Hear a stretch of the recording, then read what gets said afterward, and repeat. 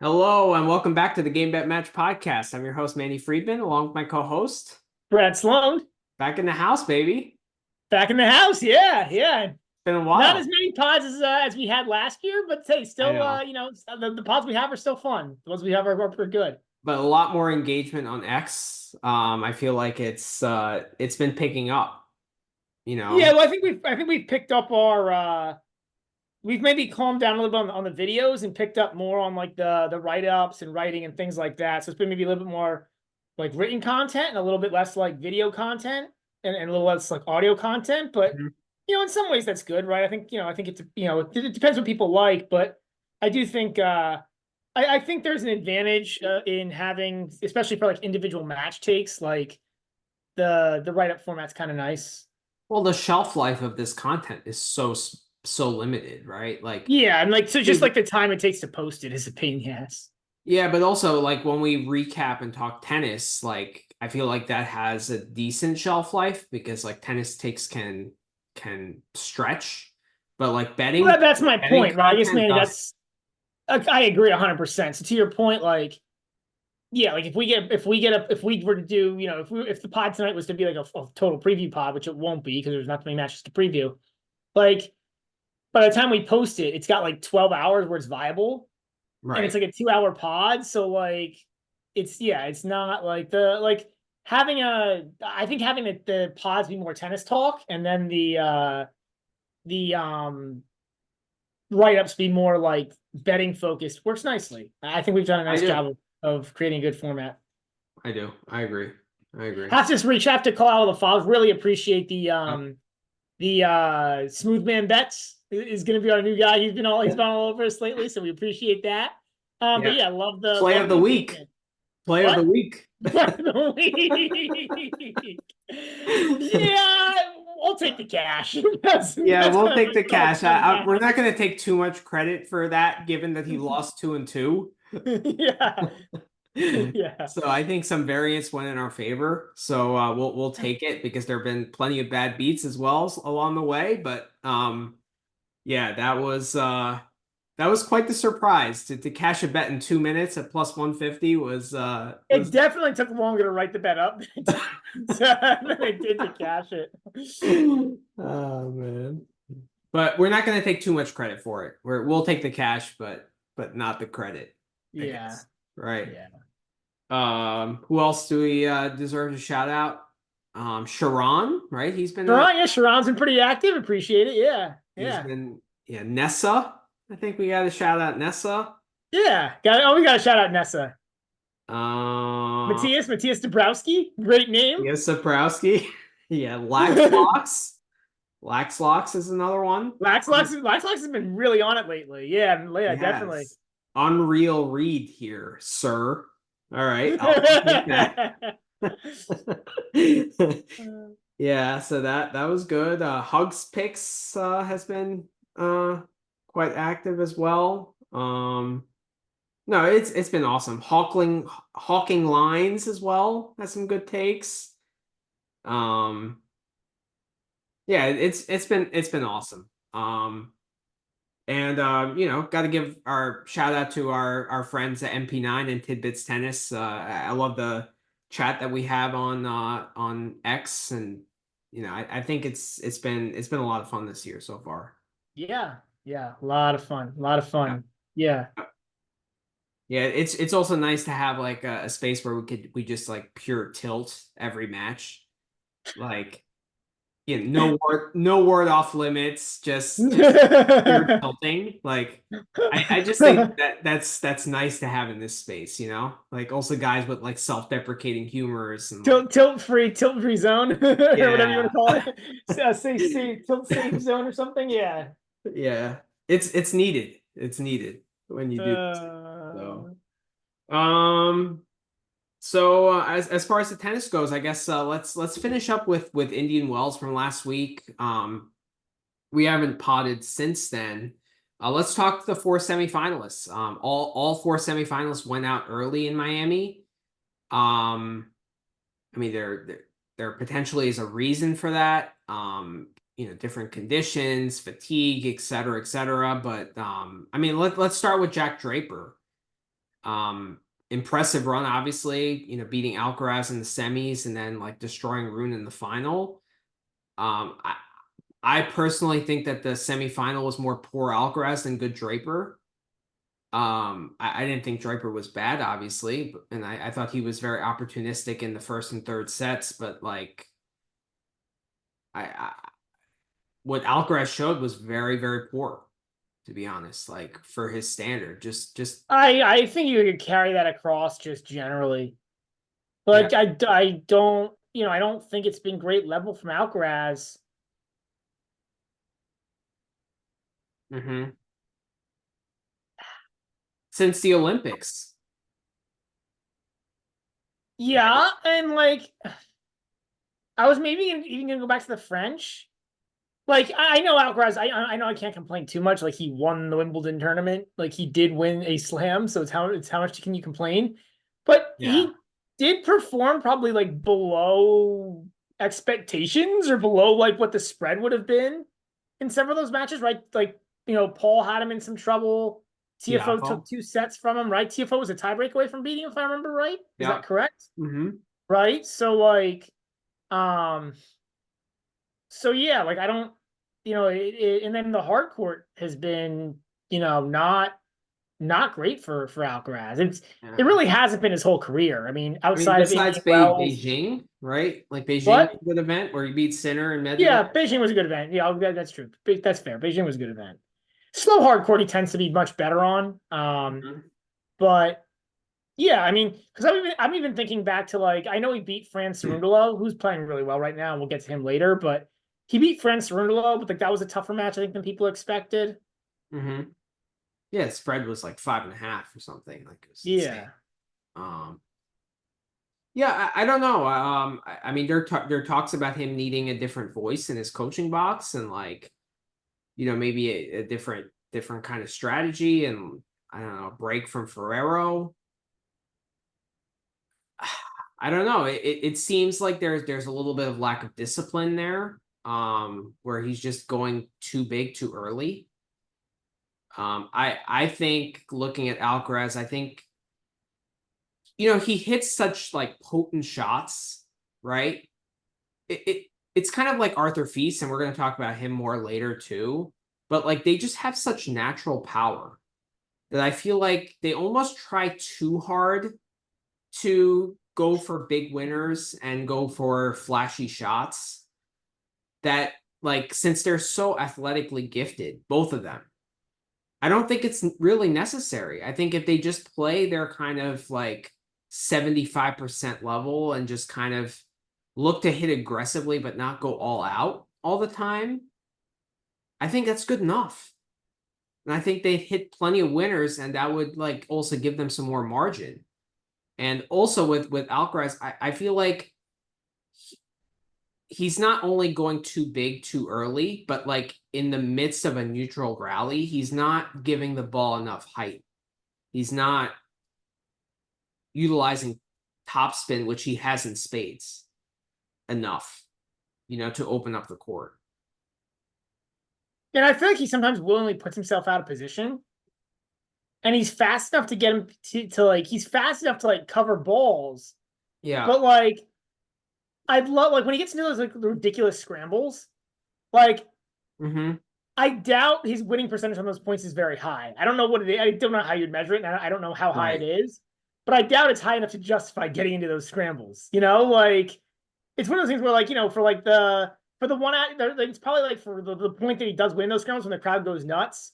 Those Right. three when the crowd goes and he barely misses a tough shot. Right. Which like there's no as Manny, one of your favorite sayings, there's no bonus points in tennis. Yeah, 100%. The other thing is like the other thing with Alcaraz is the serve still is not great.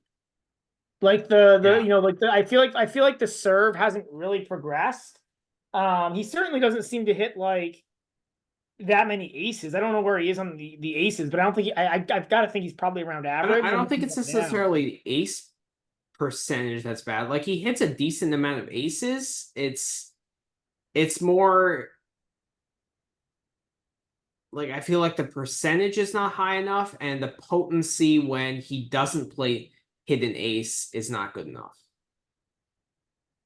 You know, like with Federer, for example, when I was watching him play in his prime, I feel like even when he wouldn't hit an ace, he would hit the spot well enough where the ball would come back, where he could use that +1 and really take control of the point.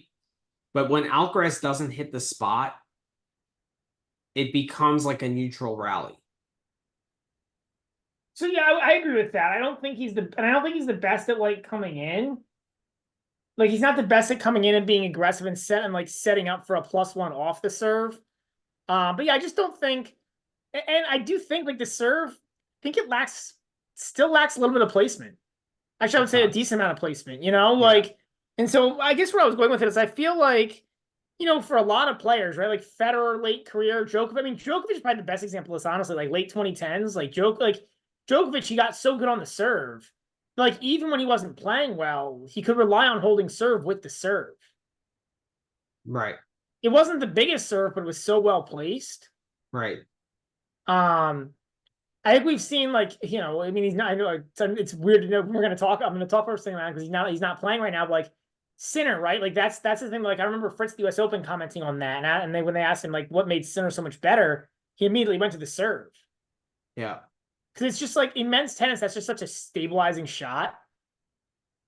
Yeah. Like if you serve really well and you can serve well, you can deal with a lot of problems and buy yourself time to get back in a rhythm.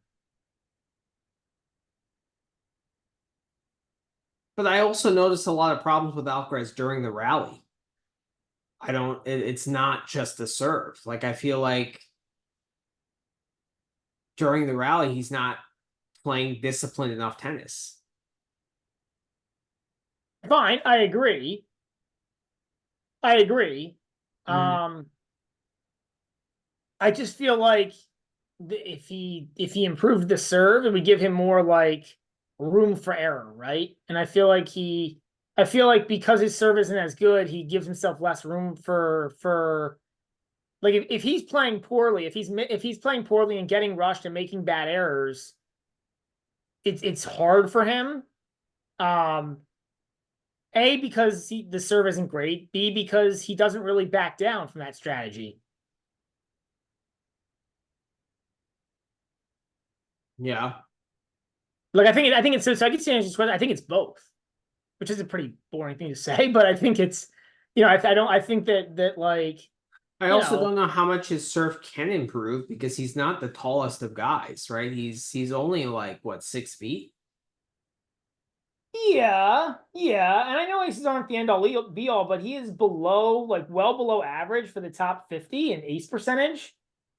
Like Okay. he's like somewhere around 35th to like I think somewhere around 35th of the top 50 guys. So like, do I think he's gonna have the best serve on tour? No, he's not gonna outserve Opelka, right? But I'm not asking for that. I just like, you know, but if he improved it, a little bit, that would help, right? If he could find, if he could improve, What's his first serve percentage for the year? so he's right around average, 64%, right around average. Okay.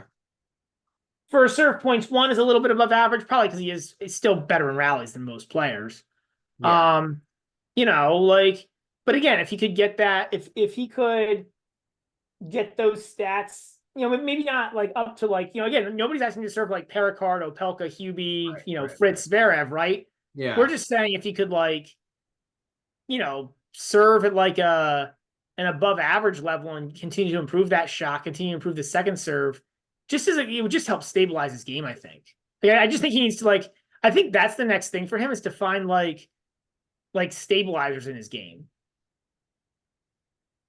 Yeah, and I think that comes with like using more height on the I ball. mean, rally tolerance, right? Like this is Yeah. actually an example of like probably where rally tolerance, as much as I hate the phrase, is probably a phrase. Like, yeah, I think or like discipline. It's really not rally tolerance, probably more discipline.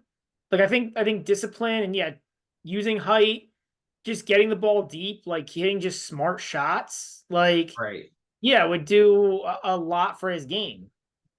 Yeah. Or not, or would help stabilize his game so that way when he's not playing highlight reel tennis, he doesn't like it doesn't, like Right, like a lot of these players, like the like again, like the prime top guys, when we had the big three, right? Like the biggest thing, about Nadal was like he could win when he was not playing like near his best. Right, and he talked about this during the interview with Roddick, which was actually quite insightful. Like probably the most insightful interview I've ever heard Rafa have ever. I don't know if you've listened to it, but like he was talking about how he would hit neutral balls for winners, and that's what you know made him so much better than anyone else on clay. Because anytime anyone else would go for a winner, it would be like a high risk high reward kind of play. Whereas with Nadal, it was a low risk, high reward play. Right. And like I feel like every winner that Alcaraz hits is a high risk, high reward play. And he's not mitigating that risk in any way. But he possesses so much natural talent and potency on his shots that I don't think like if he dialed it back 20%, I think a lot of those balls would still be winners. You know? Yeah. Yeah. I think we're saying similar things here. Yeah. I think there's an element of just playing wiser tennis. Like just and like you can force a lot of errors in tennis. And just like a forced error is still a 1 point. Right. So Right. that's the other thing, right? Like when he gets into when he gets into a decent position, he can hit a solid ball and just like make the other guy make a great shot. He should watch the Demonor Fonseca match and look at what Demonor was doing to draw mistakes out of Fonseca. Yeah. Right? Because like he played a wise tennis match and like he was the less talented, less explosive player, but still found ways to draw errors Right. and win more points and win the match. Right. So I don't know.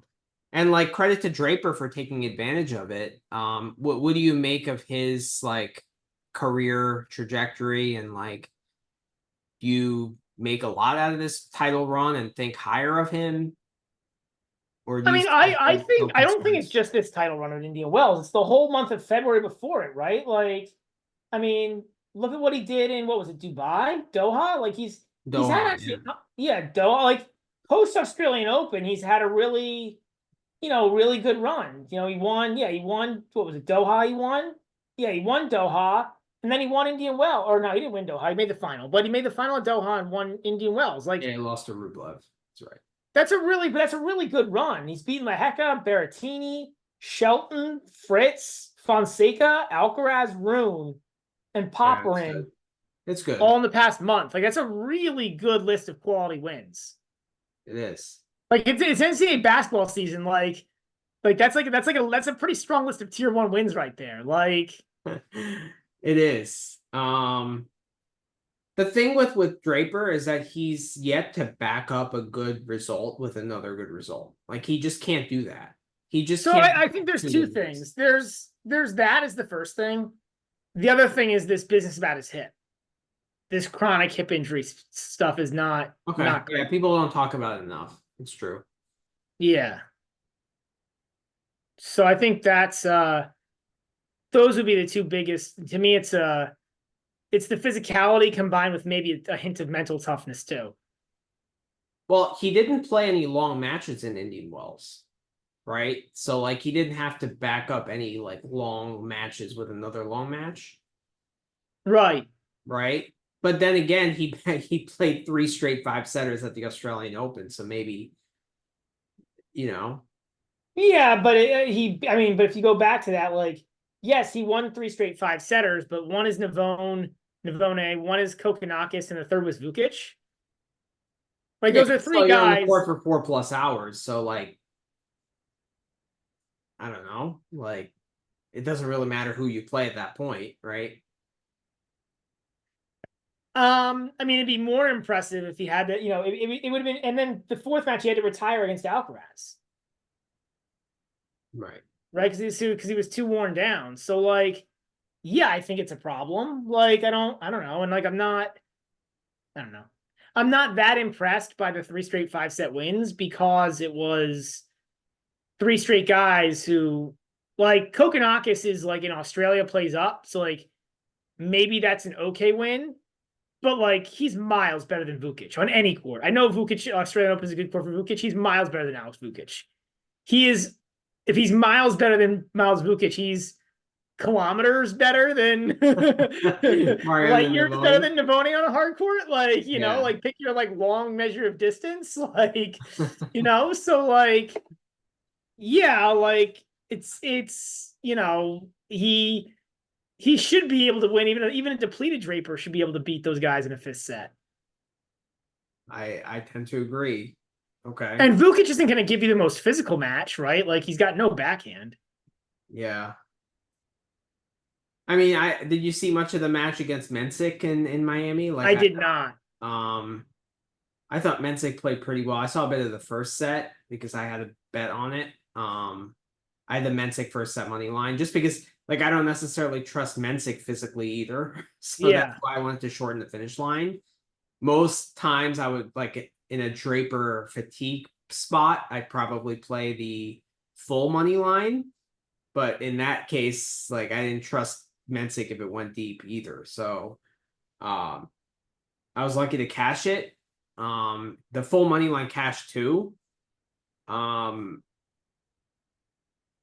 don't know. I thought Draper was a little bit off, but he started up a break and like I mean Mensik is, he has quality. Oh, Right? Mensik when he's playing well is a good player. Like there's no doubt about that. Like Yeah. Mensik is a very, very, very good player. He's the only problem for him, honestly, is just physicality at this point. Right. And there's a little bit, there's physicality, there's some discipline and tactics issues too. But but like in terms of like he's got, I mean, he's 19. He's another guy with a lot of upside. Yeah, I mean he's kind of like Draper, a young version of Draper. That's what it almost feels like. Yeah. Yeah. Right. So yeah, but first Masters title, I mean, he's in the top 10. I wouldn't start penciling him in for slam wins like some people were saying on X. Like I'm not gonna go that far. Yeah, I think I have the same take. I was gonna ask you, do you consider Draper in your top 10 now? I do. I do. So who do you consider higher, Draper or Demonor? Draper. But it's close. I mean, they're in the same tier for me. Like, I mean, honestly, so like the top 5 in terms of ranking right now are Sinner, Zverev, Alcaraz, Fritz, and Djokovic. Like, I think Sinner, Zverev, and Alcaraz are pretty clearly the top 3 right now. I don't know who. I think you can make an argument for Draper as high as 4. I'm not saying I would put him at 4, but I'm saying I think you can make an argument. Like outside of Sinner, Zverev, Alcaraz, who's clearly better?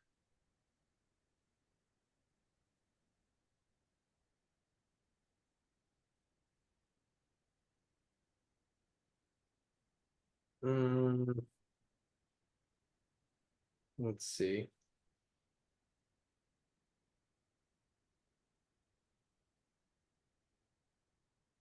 My point isn't that I think he's Might be necessarily right. 4th. My point is I think you can make an argument for it. I think it becomes an interesting debate. I mean, I trust Demonor over a 52-week schedule in terms of staying healthy, in terms of staying competitive week in and week out more. But if you give me any given week, who I think could go further in a tournament is probably Draper, just because of his like upside and like his. Yeah, I would agree with that. I think that's kind of how I was thinking of it. Yeah. Yeah. So ranking really, weighs a 52-week schedule, right? But any given tournament, it's, Yeah. So yeah. Before we move on, Alcaraz versus Fonseca. Whose serve is better? Alcaraz or Fonseca? I think Fonseca's he gets so his that second serve is so nasty. That kick on that second serve. It's really good. Yeah, but you think it's better than Alcaraz's already?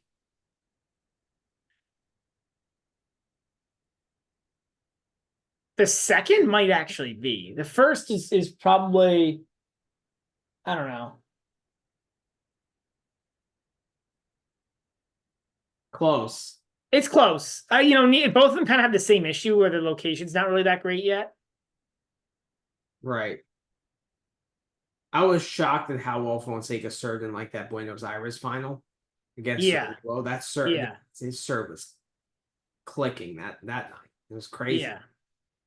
It's crazy. Well, his whole game was clicking that week. That's the thing with Fonseca, right? It's so hard to judge Fonseca because like he's a kid who like when his game is clicking, he looks amazing, but then there still are bad days, right? Which is, I mean, that's not like that's going to happen with any 18-year-old kid, right? What is he, Yeah, but 17, losing 18? sets 6-1 to Coria, Federico Coria, is not like what he's generated all this hype from, you know? Right, right. But I guess that's the point. Is like he still goes through these like really rough patches. He's like Losing not 2-4 fully. to Muller, right? Like, Yeah, yeah, I mean that's not good.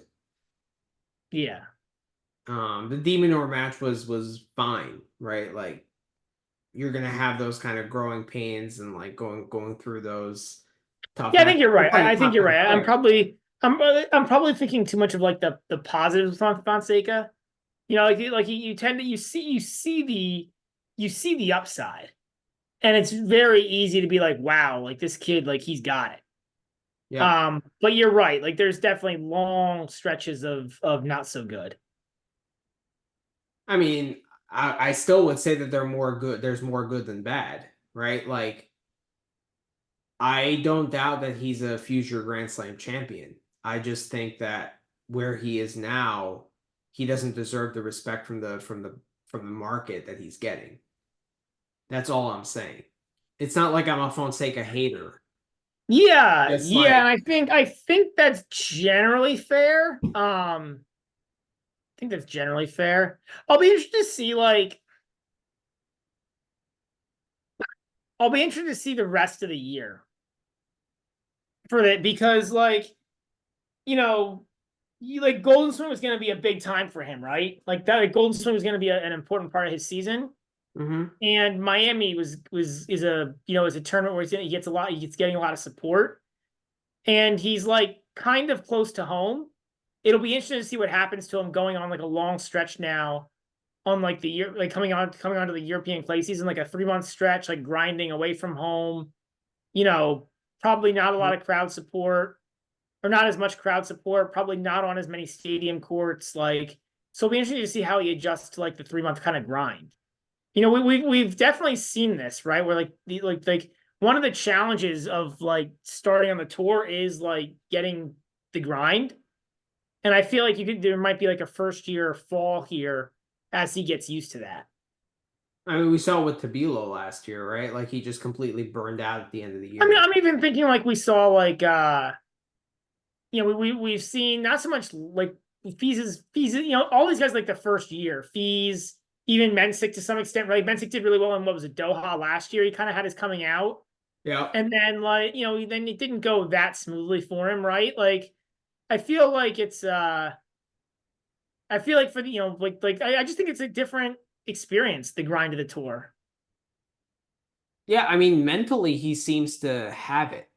I think, like in terms of his composure and like I'm impressed by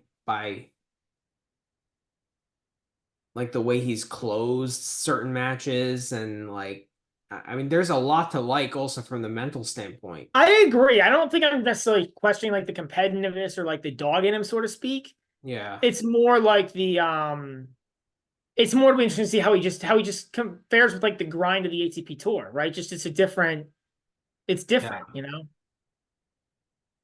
I mean, honestly, he would be still smart to like sprinkle in a few challengers, like take a break a little bit here and there. Like I think if I was his coaching team, I wouldn't go like nuts on him playing every week. You know, like a I break agree. a break is probably not a bad thing for him, you know? I agree. Like, I honestly don't think he should be playing Monte Carlo and maybe like take a break and then play Barcelona and then like maybe skip Madrid and play Rome. He's probably not going to do that, but like if I Well, was that is. I mean, I'm not sure how much you can actually do that because there are rules on like mandatory. yeah, okay. That's true. I mean, maybe skip Barcelona and then play Madrid and Rome. Yeah, Simply, for example, yeah. like I mean, he could skip Monte Carlo, right? Monte Carlo is a non-mandatory. yeah,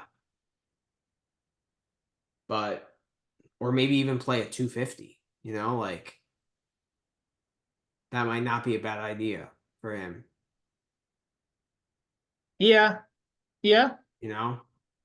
Like winning at 250 for him is a big deal, right? yeah, Like yeah. Oh, it still is for sure. Yeah, yeah. so, but I mean, I'm impressed. You can't not watch his game and be not impressed.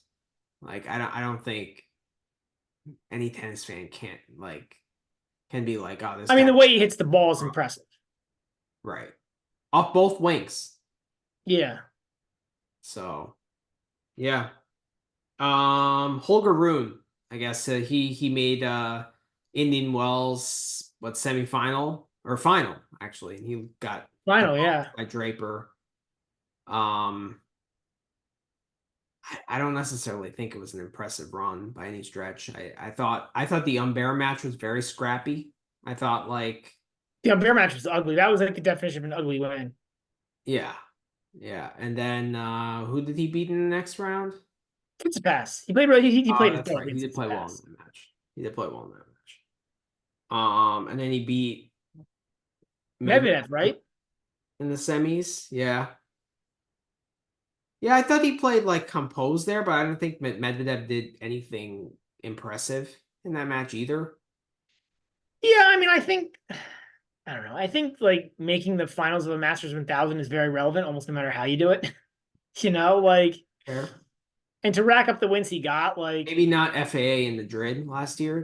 That may have not been relevant. right, yeah, fine. FAA, I'll give you FAA in Madrid. That's fine, but like, other than that, like for the most part, to make a final in a Masters 1000 says something. Um, but I think also like I think slower courts are better for Holder.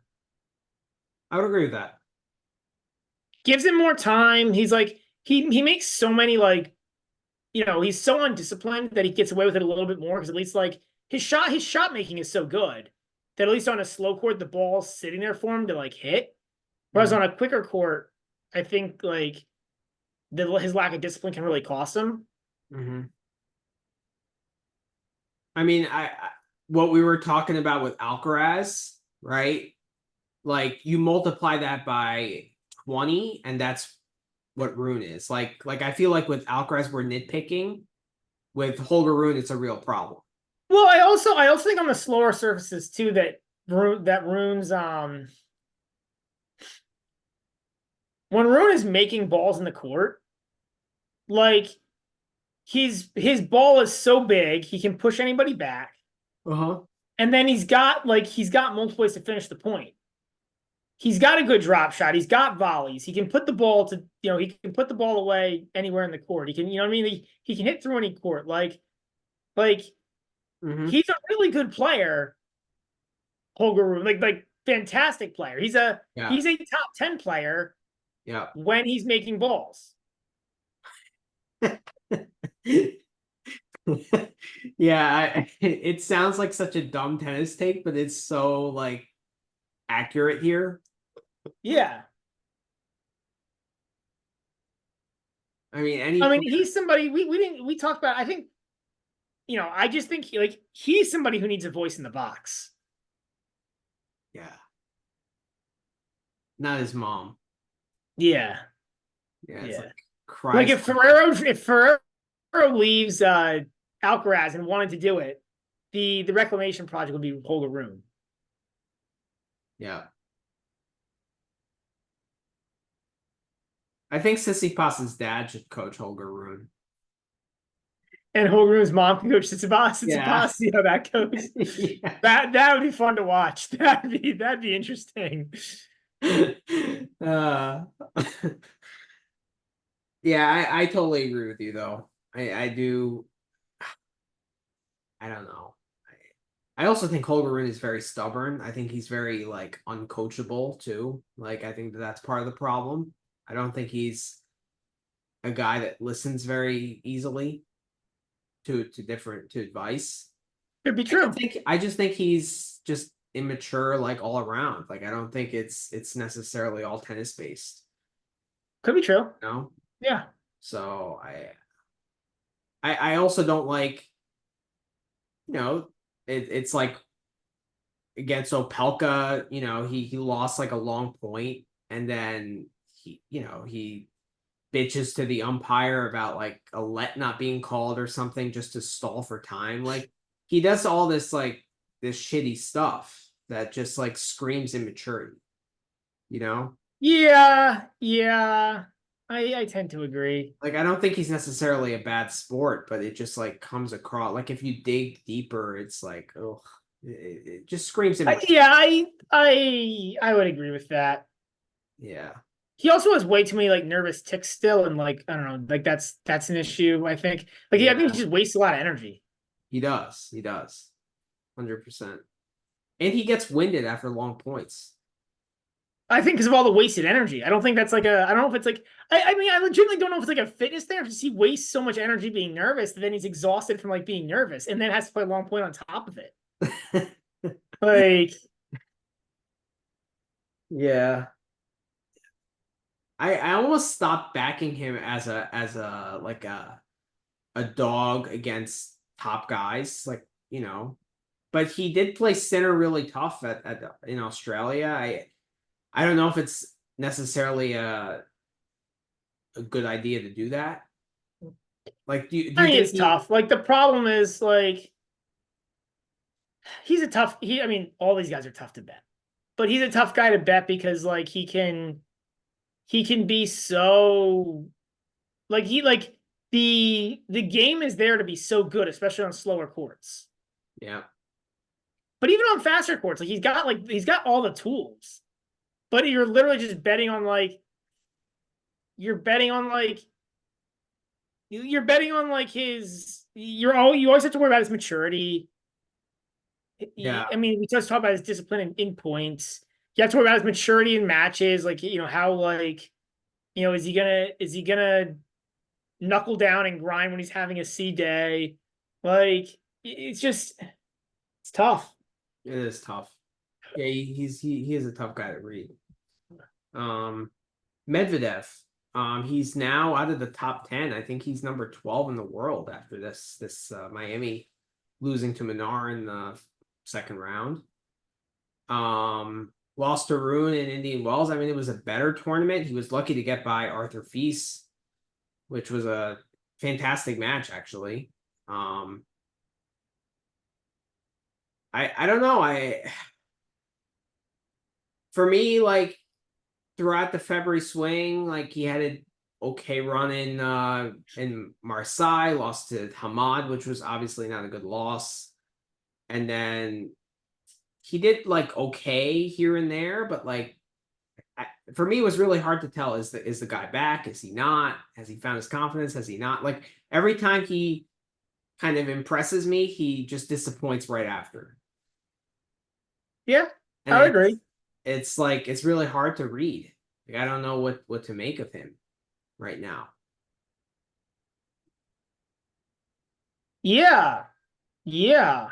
Um, I don't really know either. I guess the other question I'd have is like, is this borderline top 10 guy like who he is now?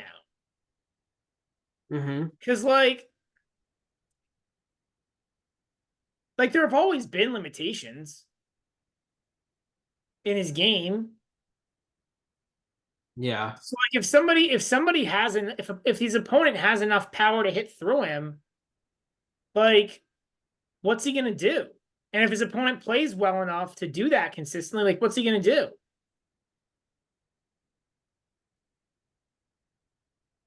Yeah, it's hard, but I feel like before he's such a strong tactical player that he finds something to attack, right? Or he'd also like figure out their weakness. And despite being underpowered, he'd still kind of find a way to expose that. Yeah, he Whereas, definitely finds more than like, or at least he was finding more than you would expect. Um, but yeah, I mean, I don't know. It's a weird thing. I've watched a few Medvedev matches this year, and like when it's going well for him, like it's it's it's good. But then like, and it's kind of a silly take, like mhm. when he's getting the ball back deep, I think it also depends how guys play against him too. So like, you know, if guys like if players make bad tactical choices, he can really feast on that. But I feel like if guys play good tactics against him, it makes his life a lot harder. So does he prefer playing like a counterpuncher like Munar, or does he prefer to play? Well, I wouldn't really categorize him as a counterpuncher, but someone kind of underpowered like that, like a okay, a Demonor, for example, or would he rather play someone aggressive, that I like mean, big money? I think, and this is a very small sample, right? So I'm kind of basing off a very small sample, but I've watched a few of his matches this year in a decent amount of depth, but like I watched the Lerner team match, right, where he lost, Mhm. and like he's a much better player than Lerner. But Yeah. like Lerner played a smart tactical match. Lerner's a smart tactical player, and Medvedev hit way too many balls in the middle of the court. Blah blah blah. We talked about this in depth during the Australian Open, but like but in contrast, then I watched him play Boo and destroy Boo at Indian Wells. Hmm. And granted, that was at night, much slower conditions, but like like Boo's a power guy, right? Like a ball striker, Right. and like I guess that's why I take it from like if you're just a pure ball striker with no tactics, I think that's where Medvedev does best. Or if your tactics aren't great, Okay. uh, I think if you're against guys who have who are smarter players who play smarter tennis, I think it gets hard for him. Granted, Fils doesn't play the smartest tennis either, and Medvedev was lucky to beat him. So Yeah, but he just has so much natural power that like yeah, he can overpower anyone. yeah, Like a Munar, for example, right? Like that's a guy who actually plays pretty smart, yeah, yep, right? yep, Like he doesn't have the biggest shots, but he mixes counterpunching and attacking tennis pretty well, right? Like, and he this year actually he's found that balance, which has made him quite effective on hard courts. yeah. Um, but and obviously he had a lot of trouble. So I just pulled up some Medvedev stats. So like in 2021 in his prime, um, serve points won were 68.7%. He won 78.5% of first serve points, 52.5% of second serve points, and 41.5% of return points won. Yep. This year, he's won 66.3% of serve points won, which is like 2 percentage points down. On his Yep. first serve, it's roughly the same. Wait, I'm sorry. First serve, it's 3% percentage points down from 2021. So he was 78% in 2021, 75.3% this year. He's holding 6% less than he was in 2021. Okay. He's breaking 5% less as well than 2024. Well, so his return points one is lower too. His return points one is down from Returns 2021. points one is from it was 41.5% in 21, and this year it is it's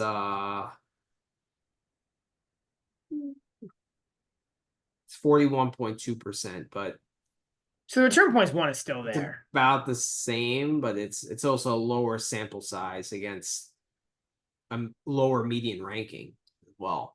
Okay. So the total points won is down 2%. Yeah. Yeah. So, I mean, I don't know. It's It got certainly seems like the first serve isn't as effective. I wonder yeah. too, like it seems like the first serve isn't as effective as it was. I think the first serve stats you brought up were interesting. Mm-hmm. What's the first serve in percentage for him between the 2 years? 2021. I mean, that probably was the best year of his career. He was 63 and 13 for the year. 78 wait, no, 78.5% first serve won, but 62.4% first serves in, Yeah. 12.6% ace percentage. Yep. Whereas this year it's a 10.6% ace percentage and 75.3% in. So it's No, not 75% in would be insane. He's making 75% of first oh no, serves. that's points won, 60.2. So So he's down it's 2% on the first serves in. Yeah, I mean, it feels like that is kind of the underspoken issue. okay. Like the serve was always the weapon he had. Yeah, he's not making it doesn't feel like much progression on the serve as he was. At least as much, right? Like he's still making like Yeah. he's still making some, I think, but it's not like it's not as much. Yeah, I agree with that. Yeah. Yeah. And I don't think it's a shoulder, as you were saying at the end of last year. I mean, if it is, then that's a much bigger problem. Like, I mean, Right. if it is, then that would actually be worse at this point. Yeah. Because if it is, that means he's done. That just means like his body's done or his shoulder's done, and I don't know what he's going to do about that. So you hope it's not. Like at the Yeah. end of last year, I was hoping it was. So I was like, okay, he'll get a couple months off and he'll be back good to go again. If it is the shoulder, then I don't know how this ever gets better. So who knows? But it definitely is like it feels like that's And he's you know, constantly bitching about the balls. which makes me wonder, right? Because I don't know. It's just constant. Like I don't think there's a tournament where he likes the balls anymore. Yeah, yeah. And does he like a quick court? Does he like a fast court? Like he doesn't have that identity anymore either. So I actually think his game is better on slow courts because he can just run more balls down and get more balls back in, and it's harder for guys to hit through him. Yeah. I guess I mean he hasn't really shown that he can like How did he do? Because he did well in Doha, right? He did well in Doha. he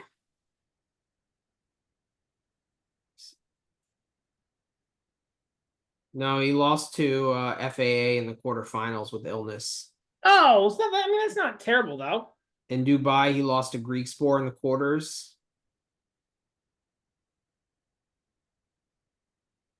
Marseille, he lost in the semis to Hamad. Rotterdam, he lost to Bellucci in the round of 16. Yeah, Bellucci, that wasn't good, but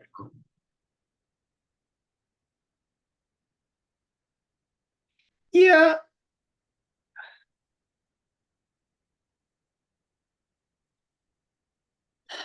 I don't know. Yeah, I think my take overall is like the is that if he's I think you're when you hit on the head with the first serve stats, Manny. I think that's what it is. Like if that serve isn't like somewhat dominant, like what other weapon does he have? Consistency. Like consistency in running down balls is the answer, but like how much is that worth? And then if he's on top, if he's not, if he's not playing great tactical tennis and if he's not getting the ball into the corners of the court and like, Yeah. it's and I still, thinking back on, I'm still not sure he's doing that well enough. Like, I think he's playing a little better now than he was in like the Australian Open part of the I season. agree. Yeah. But like he's like because he doesn't play like a heavy like a weapon based game.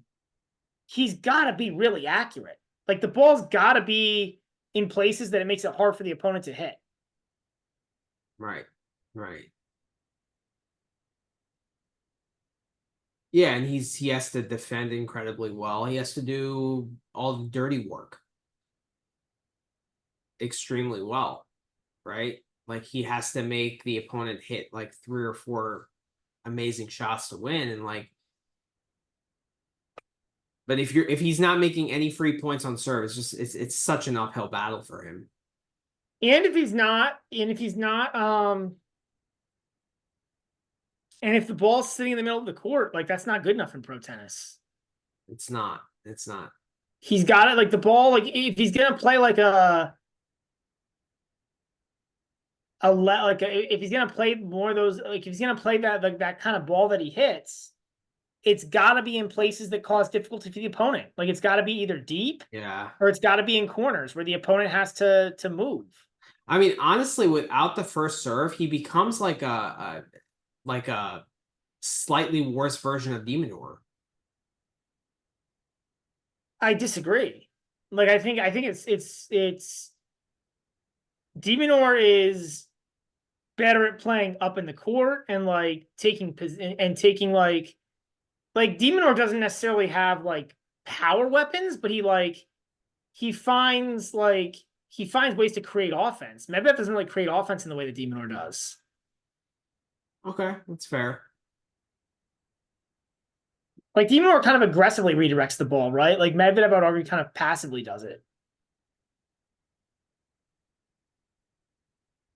So when Medvedev was playing really well, I mean, he would dominate that head-to-head. Yeah, because it was just like he was. So this A, the serve, B, he was putting balls in places that were hard for guys to hit, right? So like, and he's so and like when he was playing really well, he was so consistent that like what was a Dimitrov kind of player going to do? Like he can try to redirect the ball all day if he can't hit through them, and if the ball's in tough places to hit, then eventually he's going to make an error. Yeah. It's true, but I guess if Medvedev is not doing that and he's not serving well, then it just becomes really tough for him to win points Right, on this right. tour. And even generally, like he's just not like even the matches when he has looked better and has won, like I still don't feel like he's being aggressive enough in his placement. Yeah, Like his placement is just like too close to the middle of the court. but another thing, like in terms of betting, it's really hard for me because like he lost like 3-3 to Hamad in Marseille, but then he loses to like Munar and Rune and like Mattia Bellucci. So I don't know which like player profile plays better against him right now than not. You know, that's what makes. Oh, I disagree with that. I think the player profile he's best against is a power guy who lacks a little discipline. Okay. All right. I mean, it's not 100%, right? But like, it's far from 100%. But that's tennis. But like, so if he would play Hamad again on an indoor hard court, you'd probably you'd lay the games, or you how would you? Yeah, I think he's playing better now, and I think he matches up relatively well against a guy like Hamad. But Hamad isn't really a perfect example of that either, because Hamad does have like, or at least he tries to utilize a little bit of variety, a little bit, some drop shot, a little bit stuff like that. So like, so like that helps him too in that matchup. But yeah, I don't know. I mean, yeah. So you think like looking at it, so like Jan-Lennard if you Struff is go the back perfect to matchup? what? Jan-Lennard Struff is the perfect matchup for Medvedev, like a power guy who Well, lacks yeah, discipline. sure. So if you talk about guys who are more like power oriented like that, right? Like, okay, Fils was a tough match against him, but Fils is a really good player. Mm-hmm. Rune beat him. All right, but Rune again, like Rune also has other stuff that he does besides being just power oriented. I would argue, like he's got drop shots, he's got volleys, he's got a pretty complete game. Yeah. But Struff he's beaten twice. Pericard he beat. Graceport he lost to, but he probably should have won that match. Yeah. Beat the crap out of Bergs. Beat Kachanov. FA I don't care that he was ill, I guess. Beat Struff again. And then you're all the way back to Rotterdam. So like, yeah, I think against power guys, I think that's the player profile that he matches up better against. Mm-hmm. And I think like the more strategic counterpuncher guys is tougher for him. Okay. Especially guys who maybe are like accurate in both directions. Like the thing that's made Munar so much better, I think, is like the way Munar's hitting like both shots off of both wings. Not necessarily the most power, but like going up the Yeah. line or cross court Yeah. off of either wing and being really accurate with it. Yeah, and I think watching him, he's found a good balance in terms of like knowing when to defend and knowing when to take offense. Yeah. Like he's decent coming forward as well. Like he doesn't mind doing that. Like he's good in all areas. He's not great in all areas of the court, but he's good in all areas of the court, and that's what's a lot better. And again, I'll go back to it again. I've said it 10 times already, like in the past 5 minutes. But if Medvedev can start hitting balls into tough spots for guys, if he can start hitting his spots again on the corners of the court, like a lot of these problems go away. Yeah, he becomes much harder to play. But if he's hitting more balls into the middle half of the court, then yeah, these guys who are smart players can take advantage. right. Yeah, it's a very disappointing start to the year, and it goes into the hardest, portion, right? The clay and the grass, especially the clay. But then again, maybe the clay will be better for him because it's a little slower and gives him a little more time. I don't know. Yeah. We'll see. It'll be interesting. It'll be interesting. I mean, it might actually, like, it might, because I guess one thing I'm saying is, like, I don't know how much I correlate Medvedev's comments with like what matters. Like the fact that he whines about courts being too slow, I don't necessarily think that makes him a worse slow court player, right? He's just like, yeah, he's just venting. Yeah, he's just venting. Yeah. Right. Like, And he only complains when he bitches when he loses, right? Or he's yeah. losing, right? Like, so Yeah. it's a pure venting strategy, and he just wants someone or something to lash onto. Yeah. Right? It's not necessarily accurate. I agree with that. I take it all with a grain of salt, Yeah.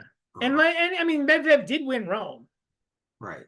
Like, it's kind of a running joke, but like, I mean, he's not the movement's probably not the best. His ball probably sits up a little bit too much on clay. So like, it's probably not the best for him, but I don't know though. I mean, the way he's playing right now, the ball's sitting up anyway, so it doesn't really matter. But like, yeah.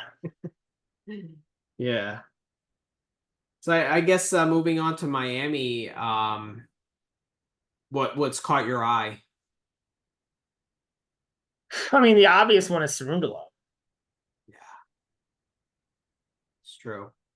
And he's had a really good Indian Wells also. He lost to Alcaraz in the quarters, around the 16 Yeah. quarters. Don't But remind now me he's about backed up with a Cerundolo. I'm super nervous about my 14-1 futures tomorrow. Yeah. It's exciting, but I'm just like, It's a tough match. And I think this is going to be a tough match. This may be a tough matchup for him too. I know. Because Paul, I don't know if this is the best player profile for Dolo. It's not because I think Dolo likes when the ball is a little bit higher where he can unload on that forehand. And a little more time, right, to unload. Exactly. I'm not that knifing slice that Dimitrov hits. I don't think that Cerundolo is going to be able to get that ball up and down, like, and hit it with the same potency that he usually does. Yeah, like I don't know. The more we're talking through this, the less I like Dolo. Thank you. I appreciate that. I know, man. I know. I'm kind of. I get it. What? Trust me, I get it.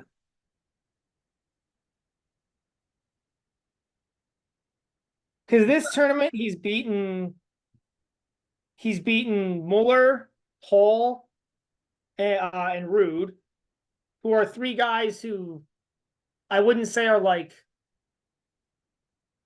I wouldn't say are like really like attacking players. Rude's a little bit of an attacker, but not so much on like a. But it's more with like. And Rude's ball sits up.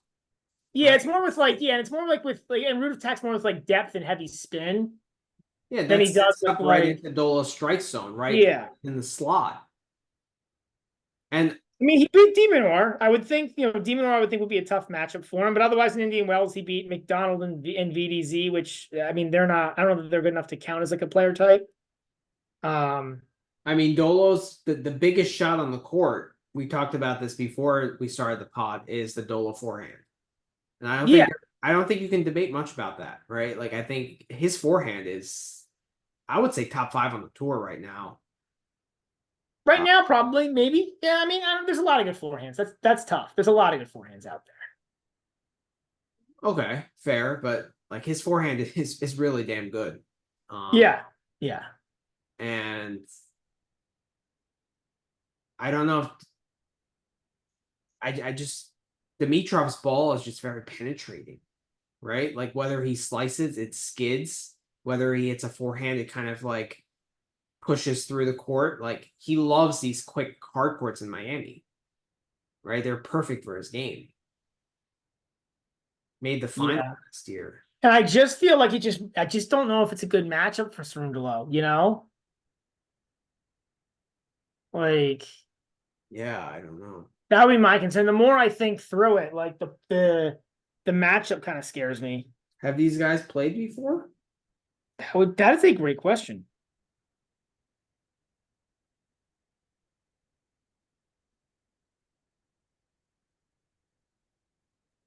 Yeah, they played once, 2023 on grass in Queens. I'm guessing Dimitrov won. You have 3 and 5. Not super applicable, No. but yeah, I'd be I mean, the line has moved down. Now it's Dimitrov minus 130. Bet online had a minus 125 last I checked. I'm starting to get towards playing Dimitrov. I'm sorry, man, but like It's all right. it is. I mean, if it gets down to like minus 120 or minus 110, it's probably a really good I hedge. think if it gets to minus 120, a hedge is not a bad play. Like, Yeah. I do I think Cerundolo's live? Sure. Yeah. Do I don't know. I mean, it's the player profile. I just don't love this matchup for Dolo. And I think this matchup is probably good for Dimitrov. It's not great if Dolo's unloading on him for Dimitrov, but like Dimitrov's been in enough matches where guys have tried to unload on him before. He knows how to handle that. Yeah, and he's really good at like the slicing on defense and kind of skidding the ball back like low and deep, right? Like, and I don't know how disciplined Dolo is on a quickish court to counter that. Yeah, my bigger concern is actually the other way. Is like when Grigor gets on the offensive, what does Dolo do? Yeah. Yeah, that's a good point. Yeah, that's trouble. I don't I think Dolo gets kind of undisciplined in those positions. Right. And Well, I also think like again, like the way he hits the ball, like he wants to unload. He's not the best at like he's not really like yeah. he's not really like taking a low ball and just looping it back into play like deep kind of guy. No, he's not. He's not. But he's playing so well right now and he's hitting the ball so cleanly that And he's hitting the backhand so well. and hitting the backhand so well. I feel like he's on offense like 70% of the time. like like Paul had no chance for big parts of that match. Because Doyle was hitting the ball so well and taking the offensive from Paul. Right. But again, like Tommy's kind of like a master of all, or what is it, jack of all trades, master of none. So like Yeah, it's a good way of describing him. So like, whereas like I feel like Dimitrov was gonna take more on the offensive. Like, I think it's gonna like Dimitrov wants to play offensively too, right? So like when Dimitrov is serving, it's gonna be hard to take away the offensive from him. Mm-hmm.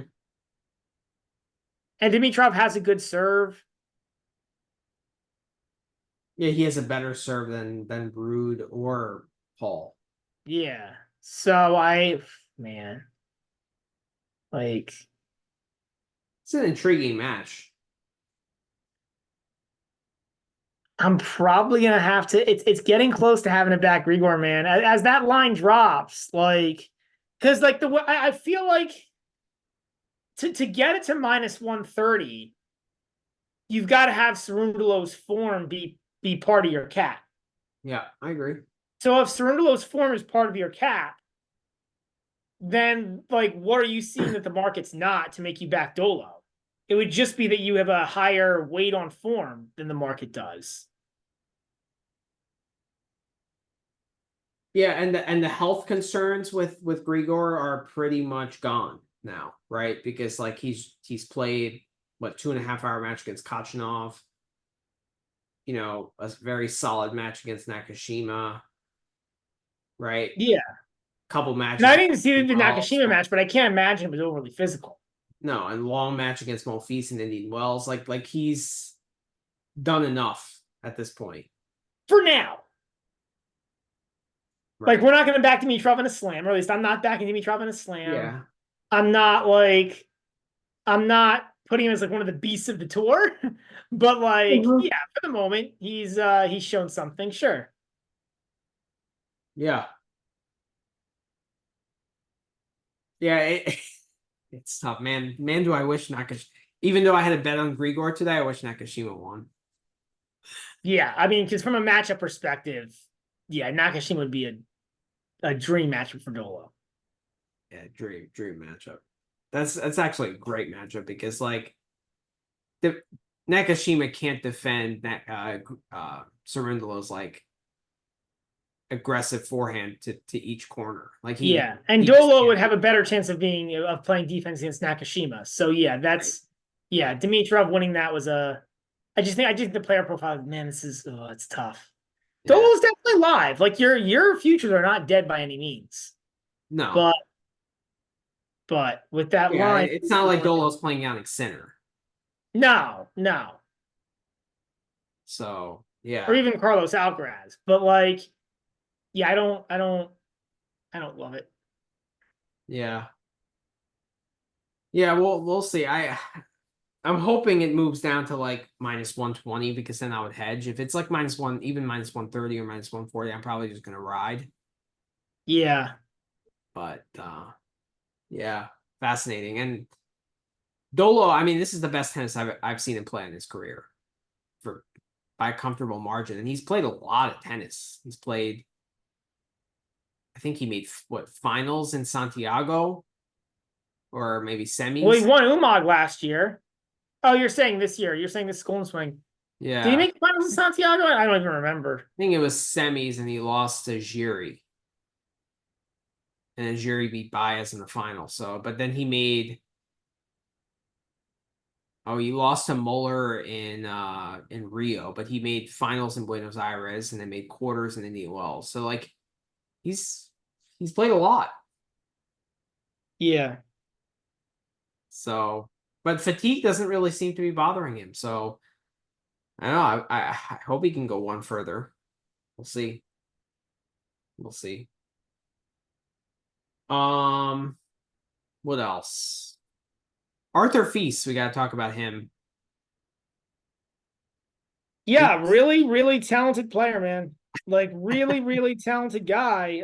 Just a matter of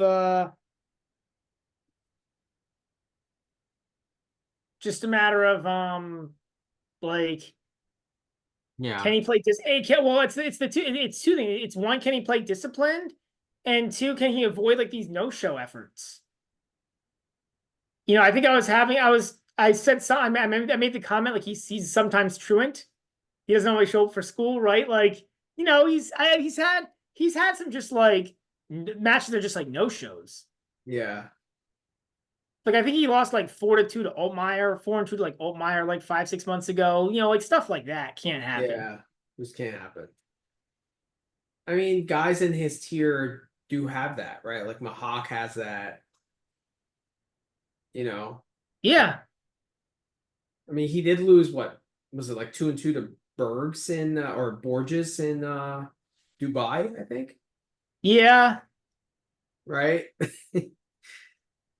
Yeah, they do creep up. It's bad. But then again, I mean, did you see the match against Tiafoe? I didn't, but I'm guessing No. it was a great match.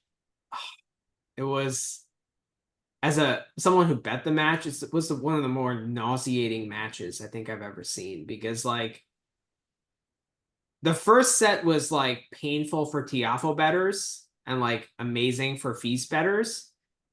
Tiafoe, I think he served for the match at 5-3, got broken.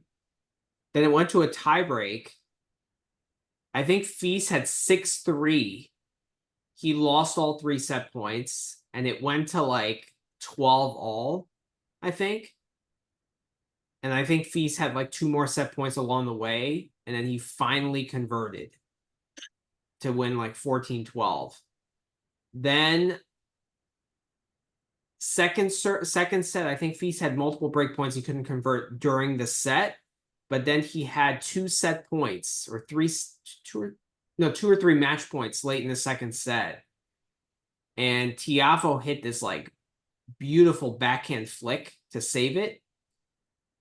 And then he won that service game, immediately broke, and then held serve to win the set. So he won the set 7-5. Then Fils is just brutal. And then Fils in the third set, he started cramping. And Tiafoe broke for 2-1. And I was like, I'm toast. I had Fils minus 120. I was like, I'm dead.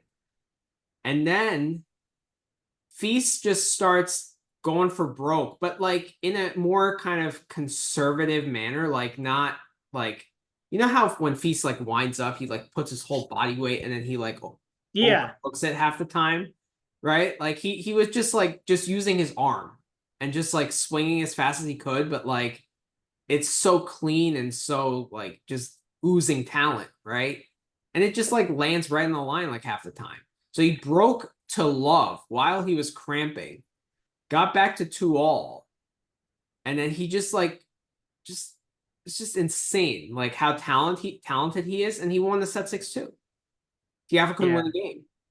yeah. Like it was just, and I was like, holy crap! Like this was amazing, and I was texting to John and DB like, why does this guy like go all out on every ball all the time? Like just his 75% ball has so much power on it.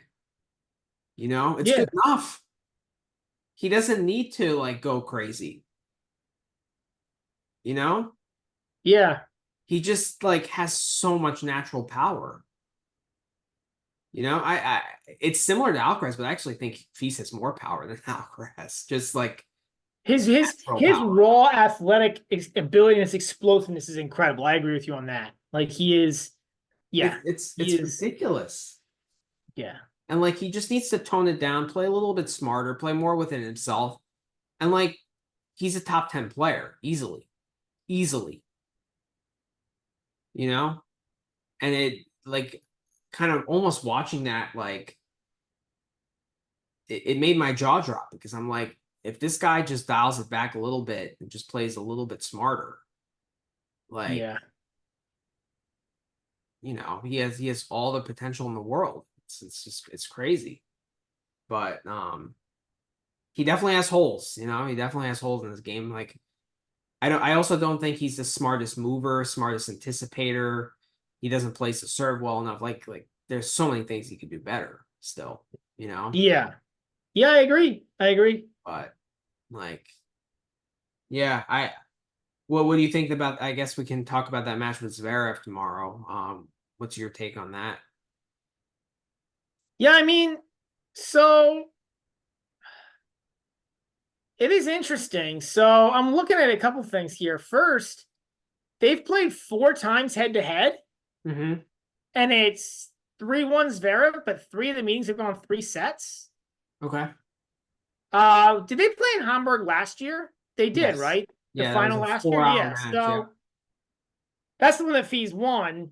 Um, yeah, I mean, I don't know, man. Like, obviously, he's at a massive disadvantage on the backhand side, but I don't know. Like, is it outside of that? There's really like, and he's probably in a well, he's a little less polished, obviously, but like, Yeah. those are the 2 big problems for him.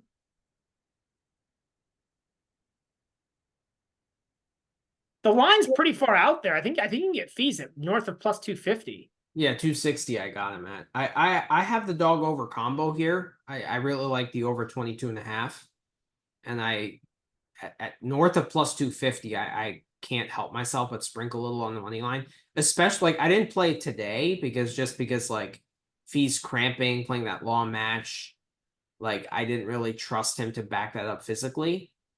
But now that he's had a full day off, I think he's going to be 100% for the match.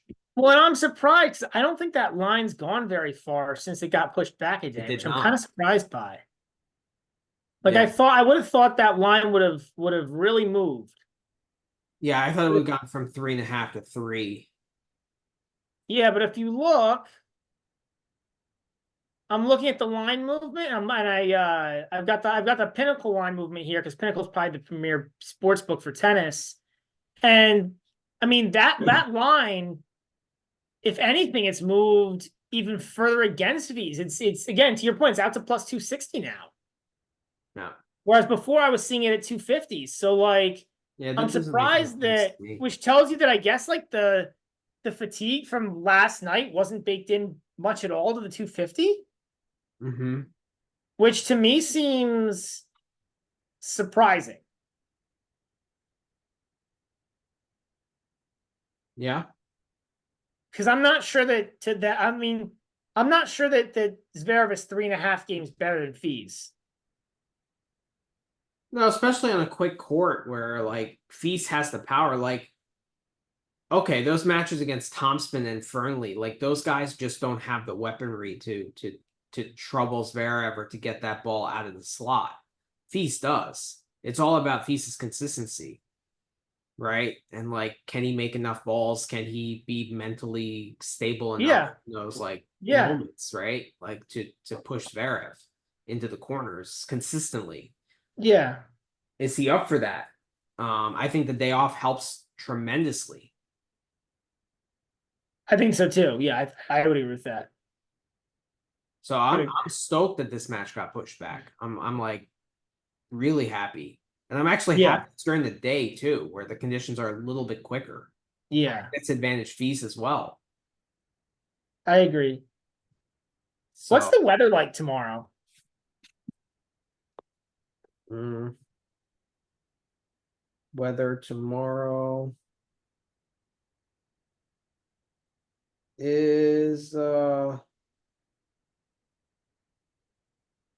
mid 70s and sunny.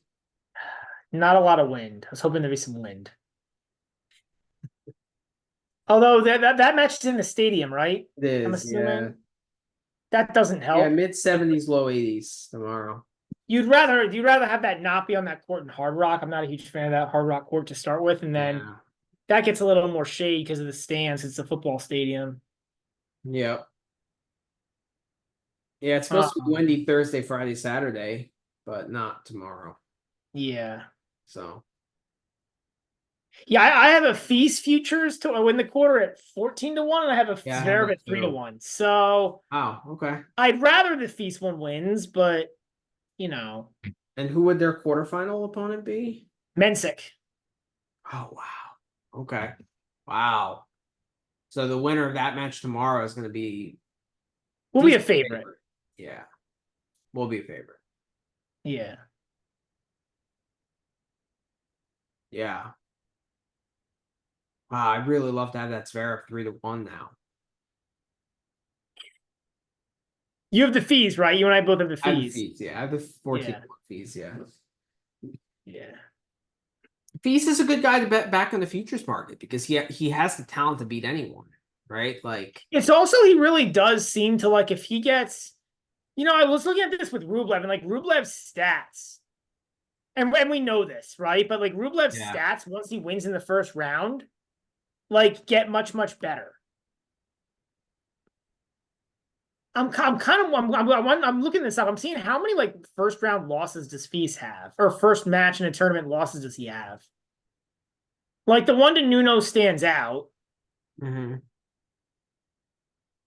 He lost to Baena after he won Tokyo. I guess that was more of a fatigue thing, but he lost first. He lost first match to Baena, Shanghai. Lost first round of the Olympics. Lost first round of Canada to Humbert. Not a terrible loss, but it's still a first round loss. Lost first round of the French. Lost first round of Olympics, I believe, too, right? Yeah, I mean, but the point is he has 6 or 7 first round losses, Yeah. which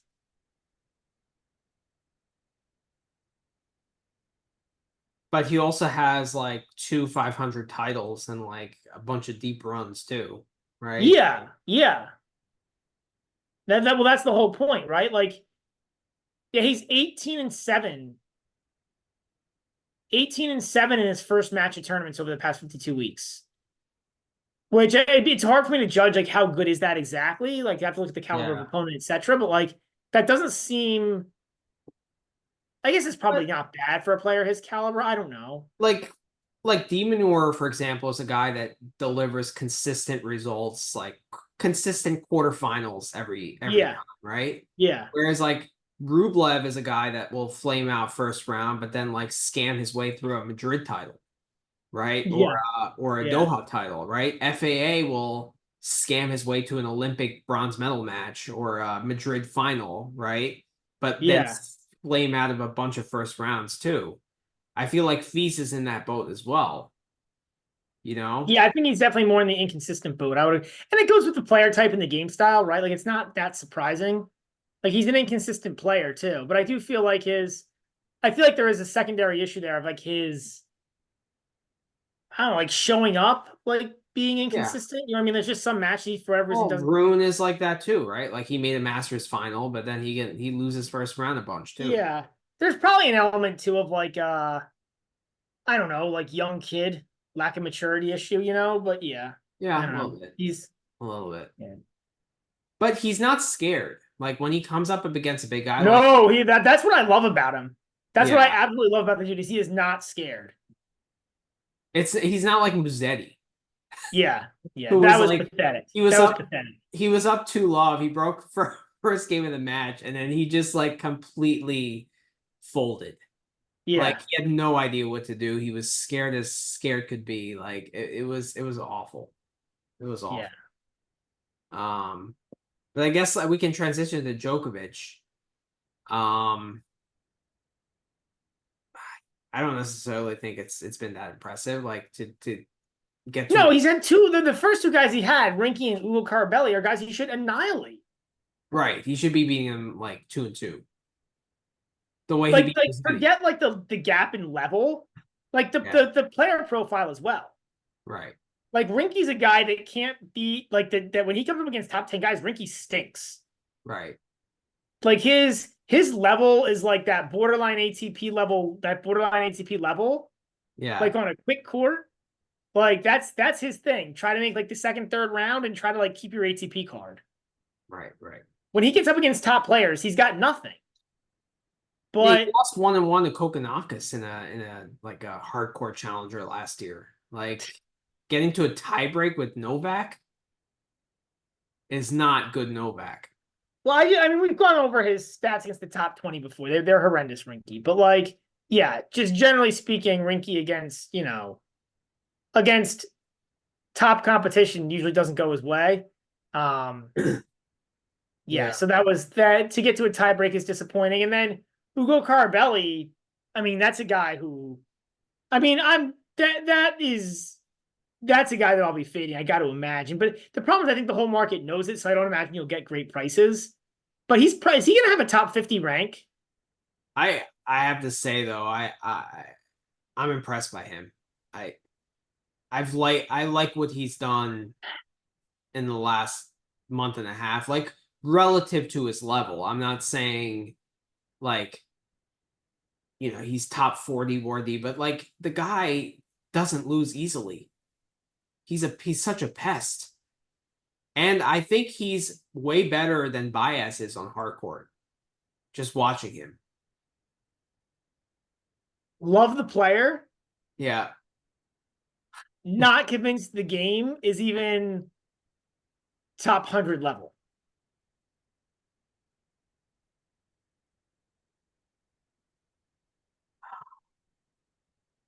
Okay, maybe not the game is, but I think his fight and his tenacity make up for that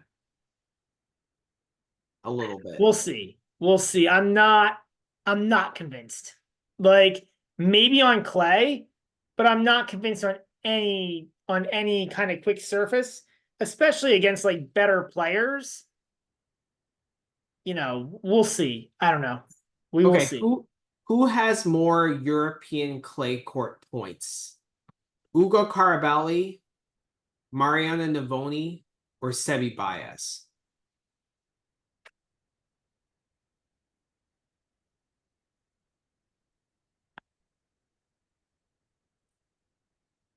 I'm gonna go Navoni. Okay, rank the three. Navoni, Baez, Carbelli. Okay, so for me, it's Navoni 1, Caraballi 2, Baez 3. All right. All right. I think it's an interesting question. Is that a side bet? Carbelli versus Baez? Yes, let's All do right. it. Let's All right, do we got it. a side bet. Yes. Carbelli versus European. Baez, more European clay court points. I love it. I love it. Yeah. It's the only pod that's The comparing only pod that is that somebody. is that is betting on Carbelli versus Baez. Yes, that's probably true. Oh man, that's great. All right. So Djokovic plays Korda in the quarterfinals. Is there a lineup? Yeah, quarters at 270, I think plus 275 I saw. Korda's just so tough to bet, man.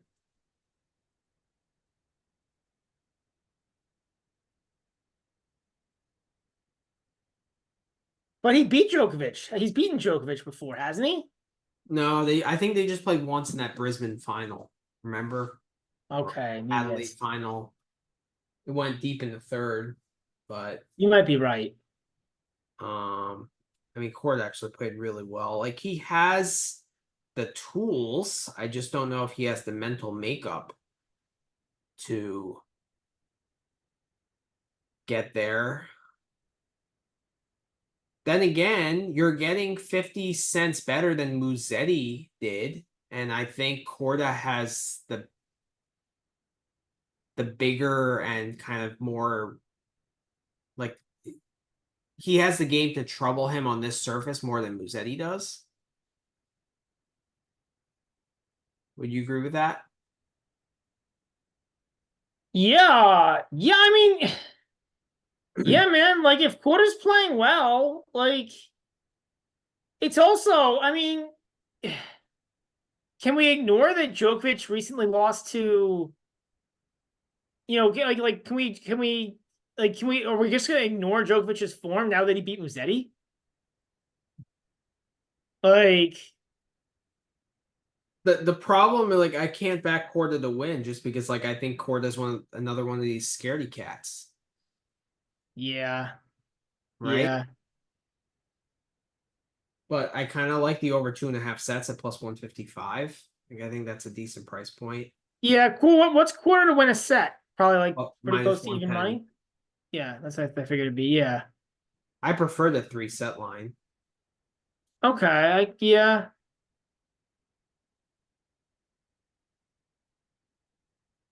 Yeah, I hear you, man. Like I hear you. I don't necessarily have the most faith in Quarter mentally either. I guess I have more faith in him than Musetti, but that's not saying much. I just think his player his game style, like he hits a flatter, kind of more penetrating ball on a quick court, whereas like Musetti's ball kind of sits up a little bit, right? It's a more Yeah. skinny ball. So like if Djokovic isn't as explosive as he once was, I feel like a ball that sits up gives him a little more time to kind of attack. Yeah. Yeah. I think Korda's that's all serve is better. fair. Korda's forecourt game is better, and you're getting like Musetti was plus 225, whereas Korda's plus 275. So I don't necessarily think this price is accurate. It's just the mental part of it. I just don't know if Korda has that. You know, like Then I think then all those bets you mentioned, I think you could make sense, right? You could take the 3-set line, you could take quarter plus a set and a half. Like I think those are all yeah. viable plays. Yeah, I think I'm gonna do the 3-set line plus 155. Okay. Play. Yeah. Yeah. Yeah. Yep. Last guy I think we have to talk about is Monfils, because I think Monfils is like, I know he lost to Korda, but I've been consistently impressed with him this season. Yeah. Yeah, I just think it's amazing how he's competing against Father Time. Yep. Isn't he older than Djokovic? I believe he is. Yeah, I mean, I think he came on the tour before Djokovic, didn't he? He did. I mean, hasn't Monfils been on the tour since like the early 2000s? I remember him playing like James Blake and stuff, I swear. Yeah. He's Like, 38. Born September yeah. 1st, 1986. Djokovic is Djokovic is 37. okay, so Maybe 87 Monfils was his is birthday. a year a year older. I remember Yeah. they played a 5-set classic on an outer court at the US Open in 2005. That I think, well, Djokovic won because his head-to-head is perfect against Monfils, but it was a 5-set classic, and they were both cramping in that match. Do you remember that match? I don't, but I mean, that's a long time ago. But yeah, I mean, Monfils has been playing a long time. Yep. Yeah, 2005 US Open, 7-5, 4-6, 7-6, love 6, 7-5. Djokovic won. First round in Monfils threw a bagel set in it. That makes a 2005. lot of sense. Yeah. Yeah. Yeah, Monfils for his career, 652 and 374. Yeah.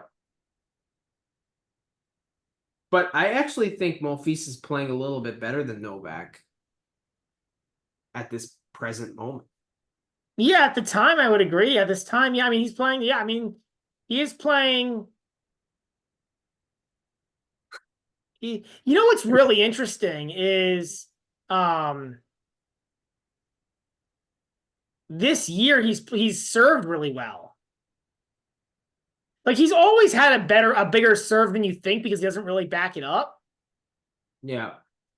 But But his like first serve percentage is pretty low, right?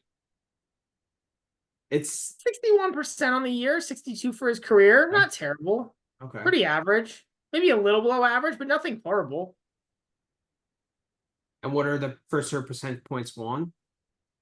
He's at 79% first serve points won this year. That's been the big Pretty difference. high.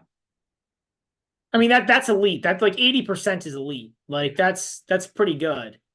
Like I feel like I think that like he's a lot more mature now. Like when you make fun of him for all like the bending over and acting like acting whatever you want to call it, acting tired and everything, but like I don't know, like I feel like he's started to find that balance between like using the crowd to his advantage and being a clown.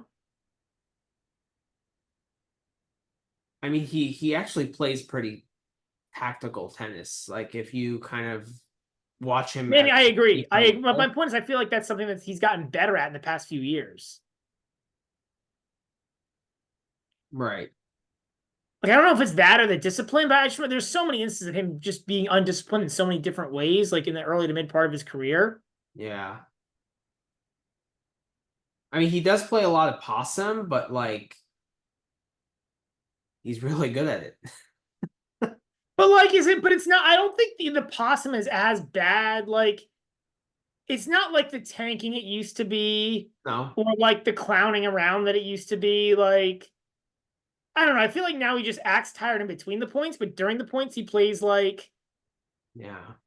But yeah, I would agree. He still sometimes has a little bit of an over tendency to push. A little To bit. just kind of push the ball back into Especially play. when he's in an offensive position. Like there's so many times where he's had like an easy overhead and he just like Oh, hit the rude. What about like that? Like the rude point where he had like 5 overheads and like kept dinking them, and like Rude kept running them down and yeah. eventually won the point. Yeah, He does that so often. And like why? yeah, Because he's such a freak athlete. It's you were commenting. I thought the Munar match was probably the match of the tournament. yeah, Incredible. But I mean, it's just amazing what he's doing at 38. It's incredible. yeah, yeah, Like the movement for a 38-year-old is just ridiculous because like they're 20-year-olds who can't move like that. yeah. Oh, of course. Have Yeah, played pro tennis, right. right? Yeah, Nakashima. Hey, Nakashima, for how slow and unathletic he is, he gets to a lot of balls. Like he manages his game really well for He what does. I look like I make fun of Nakashima all the time me because I think too. it's funny to watch him play. But I give the guy credit. Like he has done really well for what he's got. Yeah. Yeah. And some of the gets he had against Dimitrov, like on the stretch, he had a passing. I was like, are you kidding me right now? Yeah, Like, it's like, what? yeah. I Because look. I give him credit. I don't like. I like to make fun of Nakashima. me I too. don't hate him. Yeah. Like, I mean, he runs like an elephant, right. yet gets to all these balls. Like, it just makes no sense. Yeah. But yeah, I mean, I mean, talk about him. He's had two good runs, right? Like two fourth rounds at these I mean, Masters. Like, he's been pretty good for the past year now. I mean, I think he's playing at a roughly top 40 level, which is a pretty good credit. yeah, yeah. Well, last year he just played a ton to kind of get back onto the ATP level, and he's Right, but he's solidly there. Like more than solidly. Like he is I, a yeah. yeah, and he He's a eats. quality player. I've got no issues with him. Like yeah. And he shows up for every match, like he competes hard. Like I've got no He's a So good kid. I Lerner, got no Tien, or Nakashima? What? Like, who reaches a higher career ranking or like career I'm higher? gonna go Nakashima. Okay, just because of the serve. Yeah, I just don't like I don't like Lerner has to get a lot better, I think, to get to top 50, is my take. Okay, yeah, that's fair. Like, I get it. He's got a nice, like, Lerner's a very smart player. Hmm. He's consistent. Like, he competes. Like, he's got a lot of good things going. So does, like, Roberto Carballes Baena. Like, Yeah, true, true. I think when you look at guys in the top 50, like, your Mensiks of the world, like, I mean, I don't know, like, who's, like, I can look at the ATP rankings now, but, like when you look at the guys around 40 to 50 in the world, like, they're good players, man. 40. So Nakashima right now is 32. So Mickelson 33, Griekspoor 34, Arnaldi 35, Baez 36, Thompson 37, Sonego 38, Fokina 39, Pedro Martinez 40, Muller 41, Borges 42, Caboli 43, Etch 44, Giron 45, Monfils 46. Okay, so I take that back. Maybe. But see, the problem is like those guys we just mentioned who don't have as much power. Like they're pretty good on clay. I don't know how good Lerner is on clay. Like how good his movement is on the clay. I admittedly have never seen him play on clay. I mean, Nakashima did have a decent result. Had a few decent results on clay in the past. Yeah, that's true. That's true. I mean, so I take it back. I mean, I could see Lerner getting into the top 30 to 40. I think higher than that is ambitious, and Nakashima's at 32 right now. Yeah. So like I'd still say Nakashima because I think 30 is ambitious. Like when you start talking about guys around 25 to 30, talking about Poprin, Lehechka will move up, but that's where he is right now. Shapo, Pericard's a weird one. Berrettini to obviously Tabilo will be gone, but like Mickelson, Griekspoor, Arnaldi, like. Yeah, but then like you go up even higher, Kachanov, Hurkacz, Mahak, Humbert, FAA, Fils. Well, that's the 15 and 25, and Lerner's a long, long way from those guys, right? Like, well, Nakashima's a long way away from those guys too. I agree, but Nakashima right now is at 32. I'm not sure how, but he is. Yeah. And he'll probably move up after this run. I mean, I got to think a fourth round Miami run's pretty good. Yeah. I mean, he exceeded his ranking, right? Like, yeah. So, actually, the live rankings. I like how the ATP website page now has the live rankings. Yeah, it's good. Okay, so right now, Nakashima is still sitting at 32. He's 5 points behind Tabilo and 70 points behind behind Pericard. So, yeah. But he's close. Yeah. Yeah. Yeah, it's been a fun sunshine double. Next week we got Houston, Bucharest, and Marrakesh. Back to the 255. Yeah. Yep. So. I can't believe they kept Houston on the calendar. What a dumb that's the tournament I want to see leave probably more than any other. It's just such a crap tournament. It's like they get rid of Estoril, but they keep Houston. Well, I think Estoril got put back on for 2026, but like that was one of the better 250s of the year last year. It just makes no sense. Like I agree. But there are a couple challengers in Naples and Morelia. I think Challenger 1. Well, where are the Futures tournaments being held? Huh? I said, where are the Futures tournaments being held? You have a full rundown of the Futures calendar. No, I haven't got there yet. Give it a year or two, and I'll be betting ITFs as well. But, we've been betting the UTR Pro Series. UTS. No, UTR Pro Series. UTR Pro Series. Yeah, I see those lines sometimes up, and I'm like, who bets these? Like, who are these people? There are a lot of degenerates out there. Yeah, that's true. But anyways, I think that's probably now that we're getting to the UTR Pro Series, it's probably time to wrap up the pod. Thanks everyone. Appreciate all the support. Appreciate all the follows. Yeah, follow us on the X page.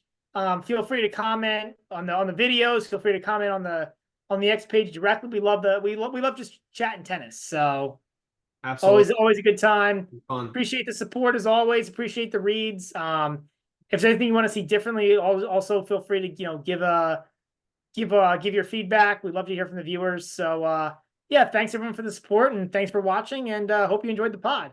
Definitely. All right, have a good night. See ya. Thanks.